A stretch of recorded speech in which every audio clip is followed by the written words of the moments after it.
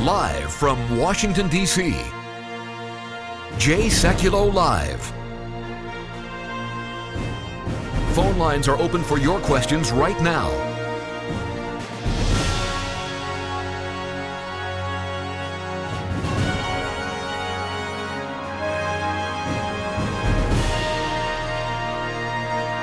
And now, Chief Counsel for the American Center for Law and Justice, Sekulow. Hi, everybody. Welcome to the broadcast. Well, we do have breaking news. The Supreme Court of Pakistan has ruled in favor of Asia Bibi and has reversed her conviction and allowed her to go free. This is a huge development, and I will tell you, a very bold move by the Pakistan Supreme Court. I say that because a lot of clerics within Pakistan, not all, but a lot, were engaged in a campaign to have the death penalty executed on Asia Bibi. Now, remember, if you don't know the history of the case first came to light in 2011 on our reports. Back in 2011, we posted the first article about her incarceration. And then on our first radio broadcast, and I don't know if we have the sound on that, but this is October of 2014 when we broke the story on radio. We've got a troubling development that we wanted to bring to your attention. It's not getting the international news that it deserves, and that is the first Christian woman to be sentenced to death under Pakistan's blasphemy law had her appeal rejected by the High Court in Lahore, Pakistan on Thursday of last week. Asia Bibi is the name she goes by, but it's actually Asia Noreen, received the death penalty in 2010 after she allegedly made a derogatory comment about the Prophet Muhammad. She was first arrested in the summer of 2009, has spent 5 years in prison. She is the mother of 5 and is now sentenced to death by hanging. So we began an international outcry, and I'll go through some of that when we come back from the break. But, Jordan, we made this. We worked on this to make this a national story, international story. Taking it to the United Nations, taking it to all of those different institutions, making sure we continuously updated people here in the United States, going back to 2011 in our ACLJ members. And as the ACLJ grew, more and more people learned through our Be Heard project that was ultimately launched. Asia Bibi was part of that. This was a very long process, 9 years since the charges were filed against her, since she was in prison. 9 years with a death sentence hanging over her head. I thought it was interesting to note that the news, when she was told, because she didn't attend the Supreme Court hearing on this, when she was told by the AFP about the fact that they had found her not guilty and acquitted her, she said, quote, "I can't believe what I'm hearing. Will I go out now? Will they let me out, really?" I mean, this is kind of the seriousness. So she was ready for this to last her whole life. Yeah. Now, Than, we first went to Congress on this on March 11, 2015. I'm holding in my hand my testimony before the United States Senate Committee on Appropriations, Subcommittee on State Foreign Operations and Related Programs. Yeah, this case is a great example, Jay, of how you have to engage all the different levers that are available to us. I mean, ultimately, your testimony before Congress resulted in Resolution 109 by Senator Rand Paul calling for her release. Jay, also other leverage points inside the United States. You remember, the $300 million of military aid that President Trump put on hold, not just over this, but certainly this was one of the factors. Jay, I really do think the biggest key in this was the international outcry that was raised. We made multiple interventions at the United Nations. Jay, more than five of them this year alone. It really put the international attention on this case. It kept Pakistan from dealing with it in private. And Jay, ultimately, I really believe that's why Asia now has her freedom.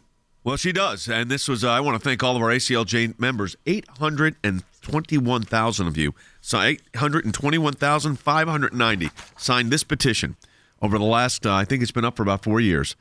And I want to thank our radio and TV teams and our social media teams and our members for keeping the diligence necessary to secure the freedom. We'll talk about what we did at the UN. We'll talk about what's next. We'll talk about one of our lawyers who represents our interests in Pakistan when we come back from the break.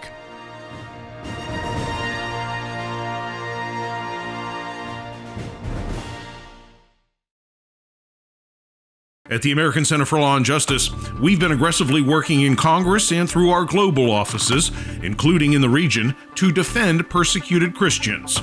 The Islamic State's jihadist army has been on a bloody rampage, profiting from genocide and tracking down Christians for sale and slaughter. The ACLJ is fighting back, aggressively advocating for vital international legal protections for Christians. We've mobilized our offices on Capitol Hill and across the globe, filing crucial legal documents to protect persecuted Christians. You can stand with the ACLJ in this life and death battle. Christians die daily at the hands of genocidal jihadists. Defend persecuted Christians. Add your name to our petition. Call 1-877-989-2255. That's 1-877-989-2255, or you can add your name online, aclj.org.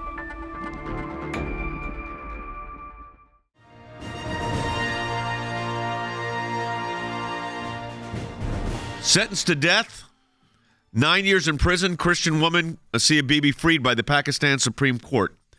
Shahriar Gill is a senior counsel for the ACLJ. He also oversees our office, which you may not know we had, in Lahore, Pakistan. We do have one. Shahriar, let's go through some of the facts of the case before we get into the particulars of the ruling. Let's go through the facts of what this case was about. Right. So the case started in 2009 when Asia Bibi was working at a farm and she was picking berries. She got some water for herself in a cup, and she offered this water in the same cup to two of her Muslim co-workers, who then told her that she was unclean and they would not drink water in the same cup, and then asked her to convert to Islam, and then they would be able to drink water in the same cup. And Asia basically refused to convert to Islam and affirmed her faith in Jesus Christ. And there was an argument over that, and 5 days later, a Muslim cleric from the same village files a case against Asia Bibi after they had brought her before a mob of Muslims, beat her up, and made her to confess the crime of blasphemy, basically. And then she was ultimately sentenced to death by hanging. She was. After a year later, she was sentenced to death after a long trial full of errors, and sentenced to death. And the High Court, which is the first-level court of appeals, upheld her conviction. How bold is this Supreme Court decision of Pakistan releasing her, reversing the conviction and releasing her? Well, that can be seen just by looking at after a few minutes of announcing the decision. I got a call around 12:30 at night, and a few minutes later, there was news that there were tires burning in the Capitol. There were protesters, mobs had already gathered. And so that shows the significance and boldness of the justices who have written this decision. And people have actually lost their lives, Jordan, over this. I mean, the governor of the province. Sama Taseer, the governor of the province, a well-known Pakistani politician and leader, was gunned down by his own bodyguard, who ended up being executed by the government for that crime, found guilty of murder for that crime. And, it's interesting, again, in the opinion which I go to, it's because we don't get a lot of opinions like this favorably out of a system based in Islamic law, that the statements, I'm quoting the opinion here, this is on page 53, the statements made by the two women who made the allegations before the trial court revealed that the alleged blasphemy had been committed by the Christian appellant after her Muslim co-workers had insulted the appellant's religion and had injured her religious sensibilities only because she believed it was a follower of Jesus Christ. From that perspective, insulting the appellant's religion by her Muslim co-workers was no less blasphemous. Now, blasphemy laws should be off the books entirely, but this court was unique, Shahriar, in utilizing Islamic law, I believe, to kind of throw it back in the faces of these extremist mullahs in Pakistan who are trying to cause this uproar in the streets, cause the violence in the streets, not just against Christians, but against any Pakistanis who support this decision, the government specifically, there are these justices, and say our own Islamic law, go to it, and it says what these people did was wrong, and it was close to blasphemy itself. Yeah, so Shahriar, I thought that was very significant in the opinion. I agree. That's very significant. And if you look at the page 615, the court actually mentions the mob violence, and it says it is not for the individuals or a gathering mob to decide as to whether any act falling within the purview of blasphemy has been committed or not.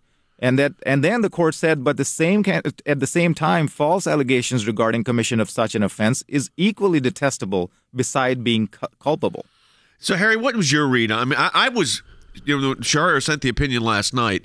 I read it, and it starts with Islamic jurisprudence to justify the holding that she was not guilty, and as Shahriar just said, the whole aspect of a false statement accusing someone of blasphemy is equally culpability. And then there's more of what I would call an English common law approach to the rest of the opinion. You're absolutely correct. So what we have is a full integration, if you will, of Islamic law and English common law. So it is clear from Islamic law that blasphemy violates Islamic law. Equally clear, false charges of blasphemy are detestable under Islamic law, and the facts clearly do not support the charge of blasphemy against Asia Bibi. Quite the contrary, it's her co-workers that arguably engaged in blasphemy against her religion. And so I think the Supreme Court of Pakistan got it right, and it concurred in the decision to reverse the conviction. And I think this sends a message to everyone in Pakistan, one that is sorely needed, that false charges of blasphemy will not be tolerated under Pakistani law. And I think that's a helpful development for all Christians in Pakistan going forward. Yeah, I raised this issue, Than. We talked about this at the Senate, the subcommittee on appropriations. So let me play first this statement I made. This is number 6.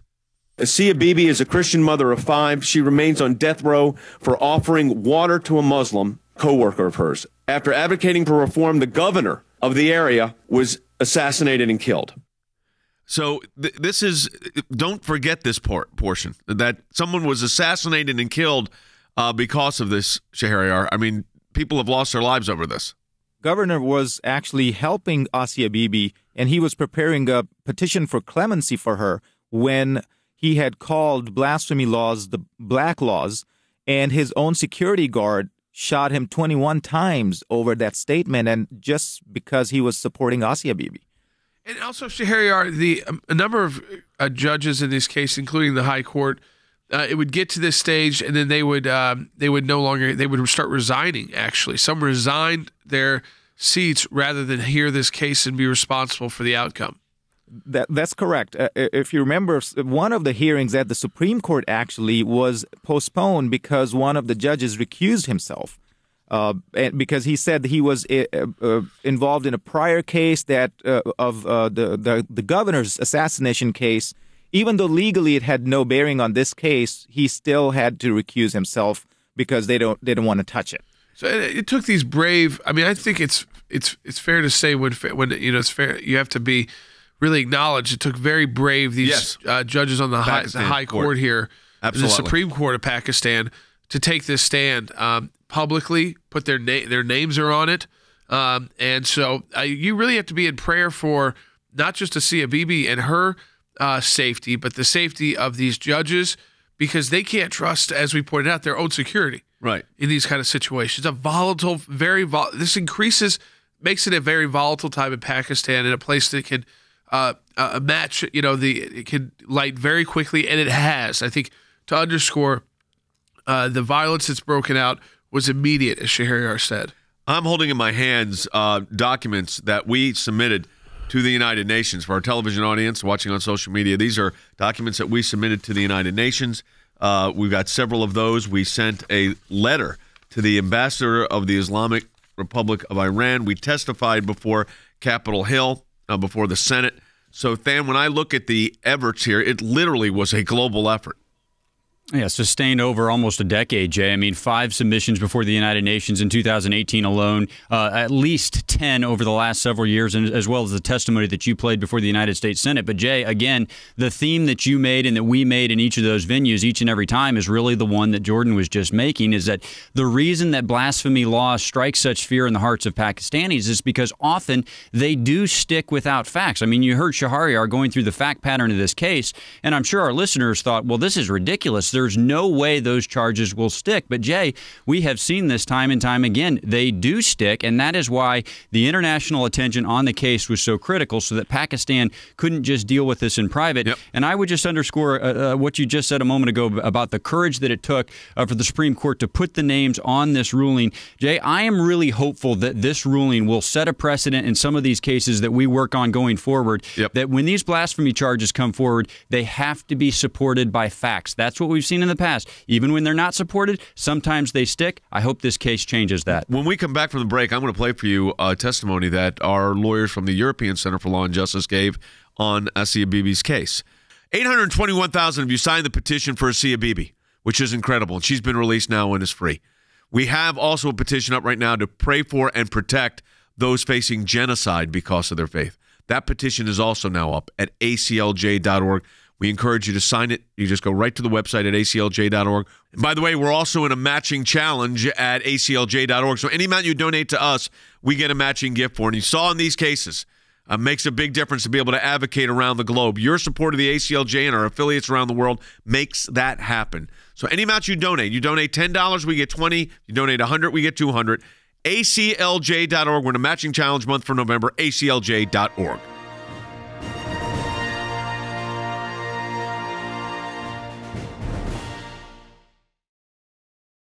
At the American Center for Law and Justice, we've been aggressively working in Congress and through our global offices, including in the region, to defend persecuted Christians. The Islamic State's jihadist army has been on a bloody rampage, profiting from genocide and tracking down Christians for sale and slaughter. The ACLJ is fighting back, aggressively advocating for vital international legal protections for Christians. We've mobilized our offices on Capitol Hill and across the globe, filing crucial legal documents to protect persecuted Christians. You can stand with the ACLJ in this life and death battle. Christians die daily at the hands of genocidal jihadists. Defend persecuted Christians. Add your name to our petition. Call 1-877-989-2255. That's 1-877-989-2255, or you can add your name online, aclj.org.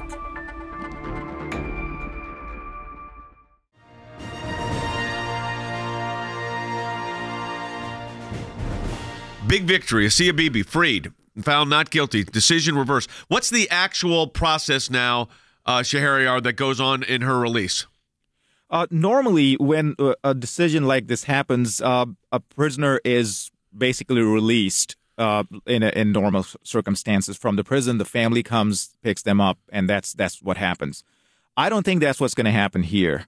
The government, because of the security issues involved here, the threats against her are real. I don't think she will be safe anywhere unless the government protects her. So the government is going to have to provide her significant security and lay out a plan how to actually get her out of prison and to a safer location and ultimately to a foreign country. You expect her not to stay in Pakistan? I don't think she will. There's no way that she will be safe in Pakistan. Yeah, so I mean, it's a national issue. I mean, it's a big issue. Yeah, we have calls about this, about what happens next for Asia Bibi. And David in Indiana online too. And David, welcome to Sekulow Live. Hi, David. Hi, guys. Really appreciate all the work you're doing. You Thanks. do great work. My question was what Zahir was talking about, and I don't see that she could possibly be safe, her or her family, in Pakistan. So what in the world can they do to get them out of there? Well, they can get. I mean, I think some of her family, if I'm not, I think I'm correct on this, Shahryar, isn't some of her family already out of Pakistan? Yes, they are. A couple of weeks ago, her family, one daughter and her husband, had given an interview in England. So they were in England about a couple of weeks ago. And that's the likely place. The English have been very outspoken on this. The Parliament has there. And the BBC has given it a lot of coverage as well. So I think that's probably the likely place that they go. And I think that would make absolute sense. So that's part of what happens. I think important in these situations, especially so, like we talked about the Brunson situation, but in Asia Bibi's situation as well, it is not over until she is out of Pakistan. And that means that it will be Pakistani security officials working likely with other government officials. Could be happening right now.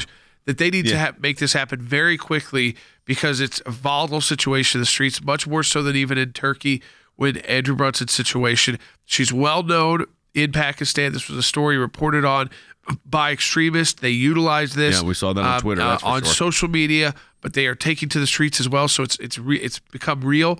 So understanding these situations, a great opinion, a great decision, and then I hope that a week from now, kind of she emerges in another country safe and sound. Harry, what do you think the message from this was a very bold, I'm going to say this again, this was a very bold move on the justices of the Pakistan Supreme Court. Very, very bold. There was a lot of reason that they could have politically decided not to just have done nothing, but they took a very bold move. What do you think the message is to the rest of the world from the Pakistan Supreme Court? Well, I think the message from the Pakistani Supreme Court is that the rule of law will and shall prevail going forward in Pakistan. And Pakistan's an ally of the United States. Yes, and so I think this is a helpful development in terms of strengthening U.S.-Pakistani relations going forward. But lastly, I would point out we should pray for all Christians who remain in Pakistan because of the behavior, at least the past behavior, of unruly mobs who have been unleashed to take out vengeance, if you will, against the Christian community in Pakistan. No, absolutely correct. Let's go ahead and take another phone call. Yep, Shay is calling in from Florida on line 1. Shay, welcome to Sekulow Live. Hi, Shay. Hi there. Thank you for taking my phone call. I'm just upset because of the fact that it always seems to take money to get somebody free from another country. I mean, we're stopping $300 million, thanks to Trump, to get this lady free. I mean, it got their attention, and now she's gone free. And I respect their culture, don't get me wrong, but they need to respect ours, too, here in America. We have people here in America that don't want Muslims. Because they're different. No, but we're a country that believes in religious freedom, and we don't condemn people because of what their religion is. We condemn people if their acts that they take in the name of religion are wrong, sure. But we don't do that, and that's any group. But we don't say we don't want Muslims in the United States. We're different than that. Pakistan is an Islamic country. I mean, it is. They're an ally of the United States, and nuclear power. Nuclear power. And then let's talk about how that interplay of the government and worked here when you're dealing with she's not an American citizen. It went through a court system, took almost a decade, which is a great result. But she's lost 9 years of her life and in prison in Pakistan. But let's talk about the political side of what it was and how it was handled. It was, I think, appropriately done. Yeah, I think appropriately so. I mean, keep in mind, just as we started this, Jay, Pakistan is one of the most significant allies of the United States in the world, to the tune of $22 billion over the last decade, about $2 billion a year. Now, here's where the shift in foreign policy under the Trump administration really has paid off, though. The Trump administration has said, look, we want to be partners with you. We want to engage in security partnerships, but we are going to be really serious about making sure that you follow through on your obligations. Jay, in both fiscal year 2017 and fiscal year 2018, there has been a dramatic drawdown on that financial aid that has gone to Pakistan because Pakistan hasn't cooperated in several regards, not just the Asia Bibi case, but also the combating terrorism, combating militants. But again, Jay, it's an important alliance for the United States, one that we need. But you know what? It's even more important for Pakistan. So when President Trump and Secretary Pompeo have gone to them and said, look, you will start delivering results, otherwise you're going to see a drawdown in U.S. aid to Pakistan. The difference between that and previous administrations is when Pakistan didn't meet its obligations, the United States did withhold the funding. Yep. Yeah, let's go to Jerry calling from Rhode Island on line 3. Jerry, welcome to Sekulow Live. Hi, You're Jerry. on the air. Hey, Jerry. How you doing? Good. Great Thanksgiving news for not only Brunson and this one, and I think Jordan and Professor were telling us we need to pray for ongoing, not only the flocks that were being there. We already heard about the safety of her family, hopefully, but the judges and the lawyers involved in here. I guess we need to pray for this. And the last caller, it's not just the money. It's the prayers involved, the petitions involved. They work together, carrot and stick. Absolutely. So, Shahriar, let's talk about these judges. This was a bold move for them and a bold move for the government. We don't really understand it that way. We look at the Supreme Court makes a decision. If you don't like it, that's the way it is. If you like it, that's good. But we don't have this kind of activity, but there's a whole different moment. This was a very bold move on their part. That's absolutely correct. It's a very bold move. I mean, the way they have written the opinion and especially the concurring opinion. I mean, Justice Khosa, he's very, very smart, and his opinions are, they are full of wisdom. And on page 55, he says that it is ironical that in the Arabic language, the appellant's name, Asia, means sinful. But in the circumstances of the present case, she appears to be a person, in the words of Shakespeare's King Lear, more sinned against than sinning. So that kind of puts a stamp, so to speak, of boldness of this opinion toward the end of the whole judgment. So I think they just went all out. They said mob violence is not acceptable, false allegations are not acceptable, and people who make false allegations are themselves blasphemers. Shahryar, in 20 seconds here, explain to people, we have an office in Pakistan. Yes, we have an office in Pakistan, Lahore, and we have a team of attorneys and other staff members who actually work on very similar cases. We have a couple of blasphemy cases that we're working on currently. We have cases that involve church property being taken by Muslims, and murders, rape cases. So we're doing a lot of work there that needs a lot of prayers. Yep. Well, that's going to do it for the broadcast today. Let me encourage you to do something. We've got a petition up. We have great news on the Asia Bibi case, great news on Pastor Andrew Brunson just a few weeks back. Your support for the ACLJ makes a big difference. You know, 821,000 people signed the petition for Asia Bibi. We've been talking about that case for 9 years. 9 years. But we got a release. We got a victory. God got the victory. You make a big difference. We got a petition up right now about ending genocide for people because of their faith. You could sign that at aclj.org or call the number that's on your screen. But we also have a matching challenge that's up. That means any amount you donate to the ACLJ, we get a matching gift for. So let me encourage you to do something. Go to aclj.org and make a gift. It's tax deductible, and any amount you donate, we're going to get a matching gift for. That's aclj.org. Have a great week.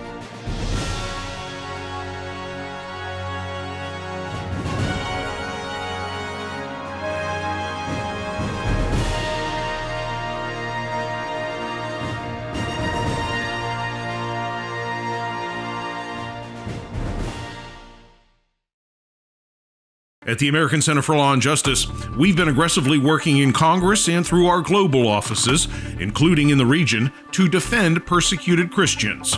The Islamic State's jihadist army has been on a bloody rampage, profiting from genocide and tracking down Christians for sale and slaughter. The ACLJ is fighting back, aggressively advocating for vital international legal protections for Christians. We've mobilized our offices on Capitol Hill and across the globe, filing crucial legal documents to protect persecuted Christians. You can stand with the ACLJ in this life and death battle. Christians die daily at the hands of genocidal jihadists.